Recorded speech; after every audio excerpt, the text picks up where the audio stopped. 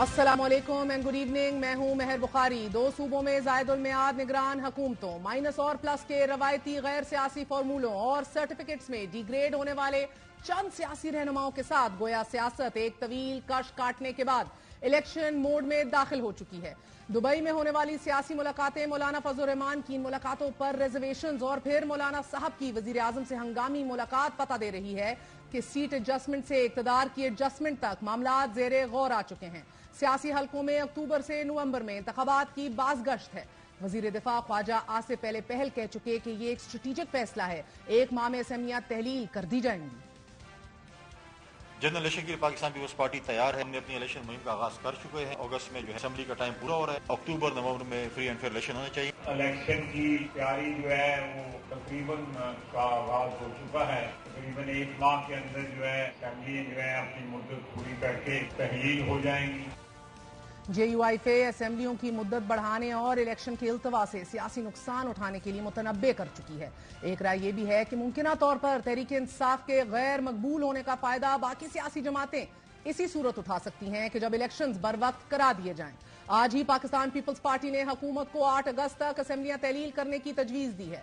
Senior रहनुमा नवीद कमर का कहना है कि मौजूदा सेटअप में मजीद तोसी की हमायत नहीं करते, मगर पीपल्स पार्टी इंतखाबात से कबल इंतखाबी इस्लाहात चाहती है। इंतखाबी इस्लाहात में RTS सिस्टम जैसे मामलात अहम हैं। पीपल्स पार्टी का मुतालबा है कि निगरान सेटअप किसी सूरत आईनी मुद्दत से आगे नहीं जाना चाहिए। आज ही वजीर कानून आजम नजीर ताड़ ने मीडिया से गुफ्तगू करते हुए खबर दी है कि असेंबली की मुद्दत में मजीद तोसी नहीं होगी और मौजूदा असेंबली अपने वक्त पर तहलील होगी।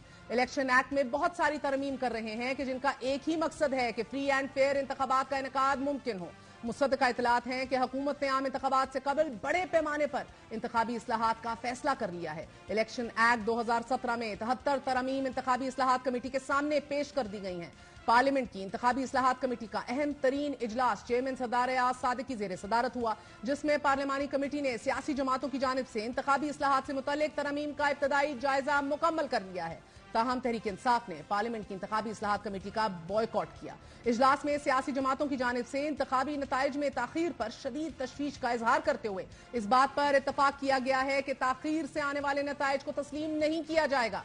जराये के मुताबिक इंतखाबी इस्लाहात में प्रिजाइडिंग अफसर को नताइज मुकम्मल करने के लिए वक्त मुख्तस करने की तजवीज दी गई, जिसके मुताबिक नताइज की ताखीर प्रिजाइडिंग अफसर से जवाब तलबी की सूरत लिया जाएगा और साथ ही प्रिजाइडिंग अफसर इंतखाबी नताइज की ताखीर पर ठोस वजह बताने का पाबंद होगा। इजलास में तजवीज दी गई कि मुजवजा इंतखाबी इस्लाहात के मुताबिक रिटर्निंग अफसर मातहत प्रिजाइडिंग अफसर को जदीद मुवासलाती आलात की फराहमी यकीनी बनाएगा।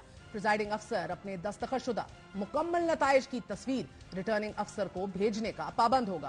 प्रिजाइडिंग अफसर को तेज तरीन इंटरनेट और स्मार्टफोन देने की भी तजवीज दी गई है, जबकि जिन इलाकों में ऐसी सहूलियात मुयस्सर नहीं होंगी वहां निगरान हुकूमत मुतबादिल सहूलियात फराहम करने की पाबंद होगी, जिससे नताइज को जल्द पहुंचाने में मदद मिलेगी। नाज़रीन, इस अहम तरीन इजलास के बाद वजीर कानून आजम नजीर ताड़ का मीडिया से गुफ्तगू करते हुए यह कहना था कि जो जमातें पार्लियामान से बाहर हैं उन्हें सेनेट कमेटी सुन चुकी है। कमेटी उन्हीं नुकात का जायजा ले रही है, कोई नया काम नहीं किया जा रहा। आइन के मुताबिक कौमी असेंबली की तहलील के बाद 60 दिन के अंदर अंदर आम इंतखाबात होना जरूरी है, जो कि 13 अगस्त 2023 को अपनी 5 साला मुद्दत पूरी करने के बाद तहलील होने वाली है। बसूरत दीगर अगर असेंबलियां कबल अज वक्त तहलील कर दी जाएं तो इंतखाबात के लिए 90 दिन का वक्त आइन में दर्ज है।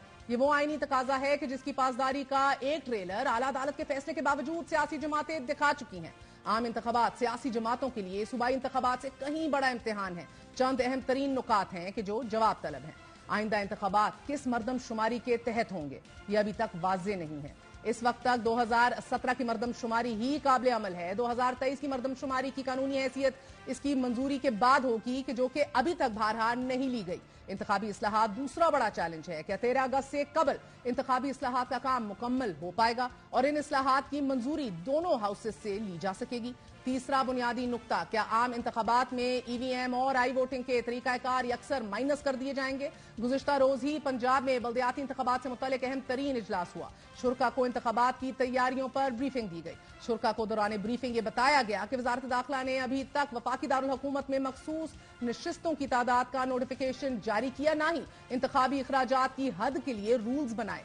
रब्ता हम इस इजलास में इलेक्शन कमीशन ने यह वाजे किया कि पंजाब बल्दियाती इंतखाबात ईवीएम्स और आई वोटिंग पर नहीं हो सकते।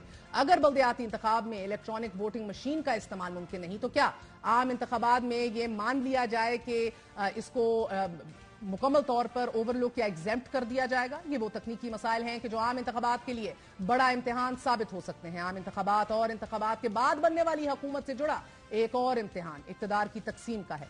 तहरीक इंसाफ के हिस्से में सियासत से किनारा कशी, मगर दो बड़ी सियासी जमातों का सियासत में कितना हिस्सा होगा? आसिफ अली जरदारी मुस्तकबिल के सदर बनने के ख्वाहां हैं, बिलावल भुट्टो जरदारी को वजीर आजम बनाने के ख्वाहां हैं, मगर मौलाना साहब जिन्होंने तहरीक इंसाफ की हुकूमत गिराने में जो कश काटे हैं उन्हें इस तकसीम में क्या मिलेगा? बात करते हैं सीनियर सहाफी मोहम्मद मालिक हमारे साथ मौजूद हैं।